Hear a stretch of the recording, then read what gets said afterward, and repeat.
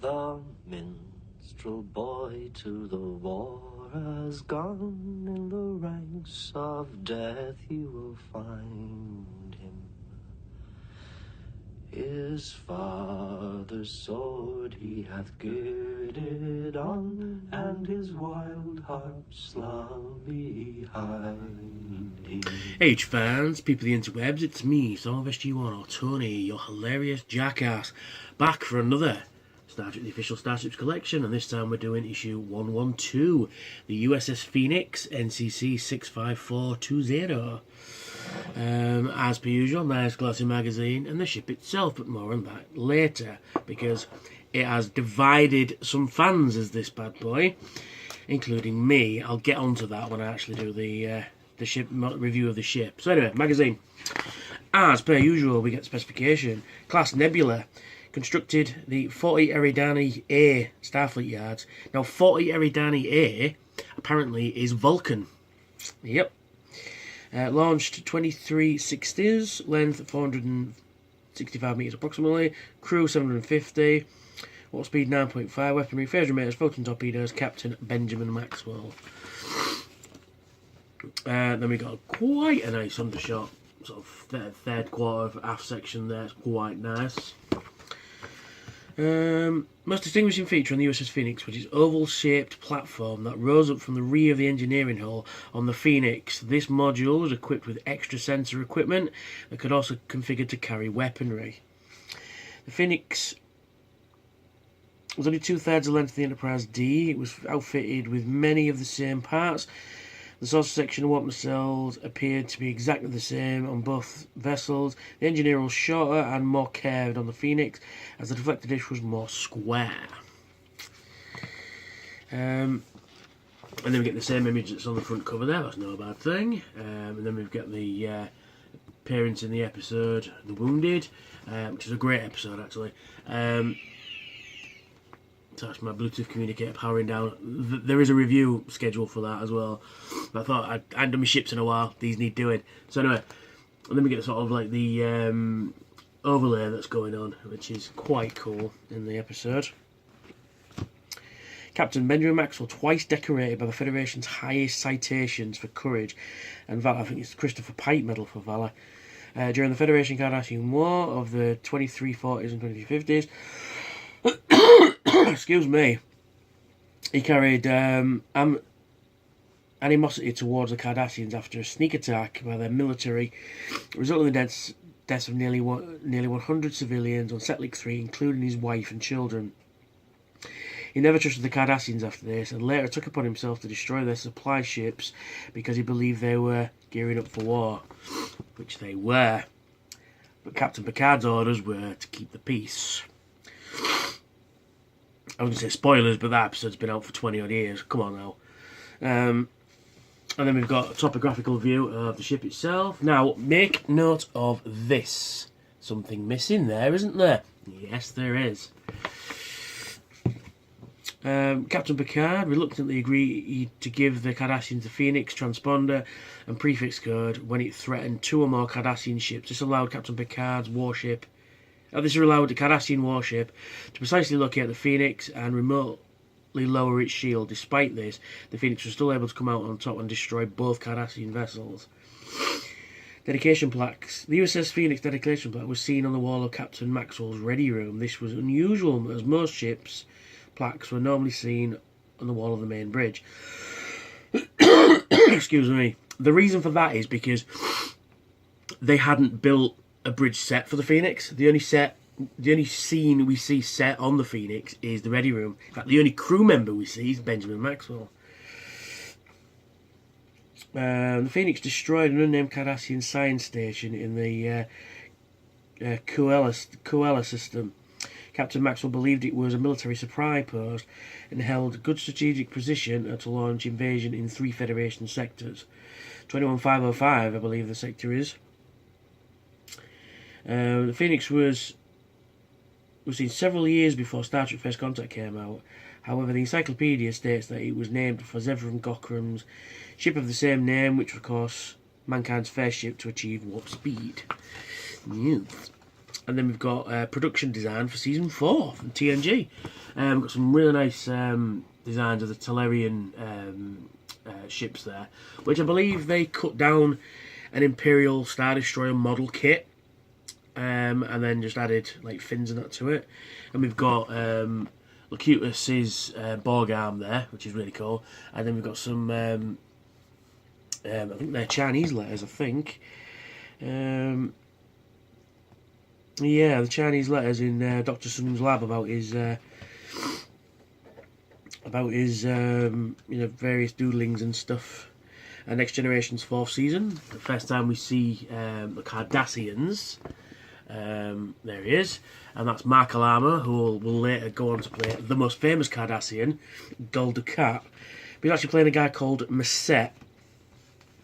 Then we've got more images of season 4, Best of Both Worlds Part 2, Family, Clues, The Host, Brothers, The Loss, Night Terrors. Night Terrors is a great episode. I love Night Terrors. Then we've got Remember Me, which is a fantastic episode. Love episode. Mind's Eye. Mind's Eye again.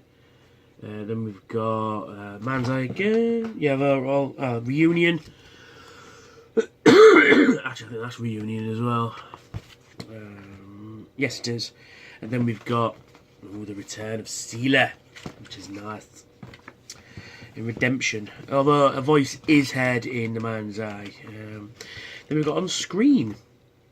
Of course, first appeared in The Wounded, TNG, designed by Rick Sternbach.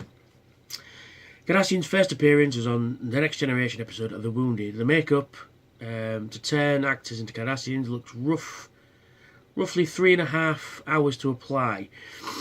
According to Nana visitor Kieran Reese, who played a Cardassian on Deep Space Nine episode Second Skin, which is a fantastic episode as well, the Cardassians were the most foul-smelling of the aliens that featured in Star Trek. She said the rubber is really smelly and gets sulphurous egg-like smell after a while. Cardassian's first appearance in The Wounded was the only time they were seen wearing the kind of headgear and piece of the uniform that was dropped from later appearances by the Cardassians. The Wounded was also the only time The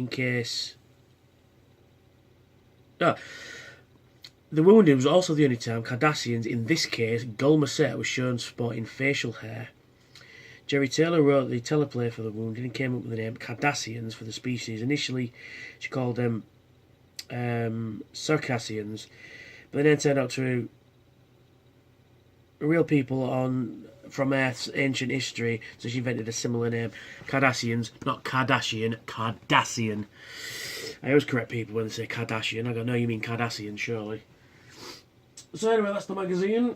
Now, onto the model itself, and we've got another Nebular Class. We've got a Nebular Class variant, and I should have had the other one out ready, but it's put away, so I can't. What I'll do is I'll fetch it out and I'll do some photo comparisons. Excuse me, I'm just getting over a cold. I'm not very well, so my nose is running, coughing. I do apologise. So yeah, really nice detail on the saucer there. We've got some really nice detail with the name and registry number, which is a little off, if I'm honest, because the USS Phoenix is far too high up. And we've got the Starfleet pennant on the centre pod there, and we've got some nice detailing on the nacelles. Missing a registry number there, missing a registry number there. Actually, I think it says USS Phoenix there, and missing a registry number there. Now, the biggest letdown for this ship is missing the registry number from the underside of the saucer. That is unacceptable, Eagle Moss. You're charging us now, is it £12 for these things now? That should not happen. And if you say it appears like that in the episode, that's bullshit, because the very first shot of the Phoenix is it's a shot sort of that angle, and as the camera pans closer, it kind of goes like that, and you can see the red. Oh no, sorry, no. It starts like that, and then it pans to that angle where you see the Enterprise D behind it. So unacceptable. However, the detail on it is very nice. They've actually coloured in the windows correctly, which is really nice. The Starfleet pennants are really cool. The deflector dish is really nice. I'll do a comparison to the Galaxy class here, which I think they are about the right scale, I would think.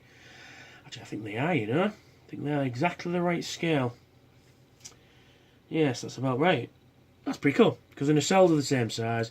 The saucer section's the same size. Actually, no, yeah, yeah. So it's about the right scale, I would think. Yeah, because the shot, sort of like the Enterprise is in behind it like that, and it kind of goes like that, which is really cool. But yeah, that's about the right scale. It's pretty cool. But the missing registry numbers is unacceptable in my opinion. However, I haven't done it yet, but I am going to order the replacement decals. If you go on, do you know, the name escapes me at the minute, I'll put it in the description below. There's a link on the Eagle Moss fan group on Facebook. Put a link to that in there as well. So if you're a fan of the ships and want to talk to people that are collecting them as well, it's great.